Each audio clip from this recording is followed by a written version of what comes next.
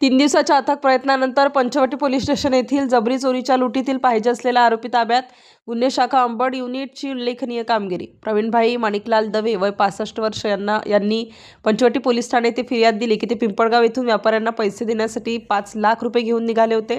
अडगाव नाका नाशिक येथे बसमधून उतरून ते एका रिक्षात बसून पंचमुखी हनुमान मंदिर पंचवटी येथून जात असताना रिक्षात बसलेले 2 अनोळखी पुरुषांपैकी एका इसमाने त्यांचे हात पकडले व दुसऱ्याने त्यांच्या डोक्याला काहीतरी वस्तू लावून ओरडल्यास त्यांना जीवे ठार मारण्याची धमकी देऊन हातातील धारदार वस्तूने त्यांच्या बरगडीवर मारले व त्यांच्या हातातील पैशांची बॅग हिसकावून त्यांना चालत्या रिक्षातून लुटून दिले. अशा दिलेल्या तक्रारीवरून पंचवटी पोलीस ठाणे येथे गुन्हा दाखल करण्यात आलेला आहे. सदर दाखल गुन्ह्यात पाहिजे असलेला आरोपी पवन नाना नेमणार हा गुन्हा दाखल झाल्यापासून पसार होता. गुन्हे शाखा अंबड युनिटचे पोलीस उपनिरीक्षक मोतीलाल पाटील व अंमलदार हे 3 दिवसांपासून आरोपीच्या मागावर होते. तांत्रिक विश्लेषणाच्या मदतीने आरोपी हा पनवेल, कल्याण, भिवंडी व चाळीसगाव येथे पोलिसांना चकवा देत पळत फिरत असल्याचे दिसून आले.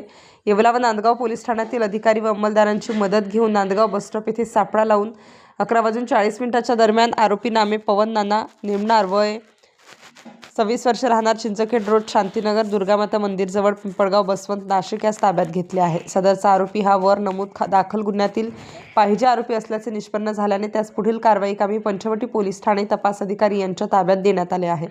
सदरची कामगिरी वरिष्ठ पोलीस निरीक्षक जगवेंद्र सिंग राजपूत, पोलीस उपनिरीक्षक मोतीलाल पाटील, श्रेणी पोलीस उपनिरीक्षक दिलीप सगळे, पोलीस हवालदार प्रकाश बोडके, परमेश्वर दराडे, योगेश चव्हाण, भूषण सोनवणे, पोलीस अंमलदार भगवान जाधव, चारुदत्त निकम व महाराष्ट्र पोलीस अंमलदार सविता कदम नेमणूक गुन्हे शाखा अंबड युनिट व पोलीस हवालदार श्रीकृष्ण बोडके नेमणूक येवला शहर पोलीस स्टेशन तसेच सहाय्यक पोलीस निरीक्षक सतीश गावित, महाराष्ट्र पोलीस हवालदार मनीषा घुगे, पोलीस अंमलदार दत्तात्रय सोनवणे, रमेश सानप, सचिन मुंडे, योगेश पवार नेमणूक नांदगाव पोलीस स्टेशन यांनी केली आहे.